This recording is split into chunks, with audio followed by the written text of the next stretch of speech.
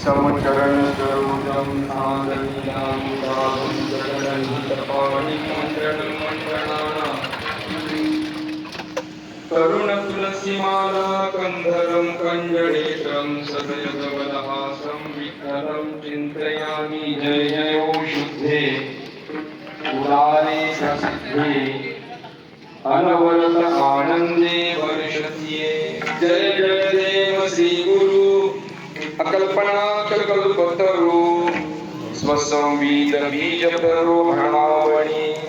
आता कृपा भांडवल सोडी घरी मती माझी पोचडी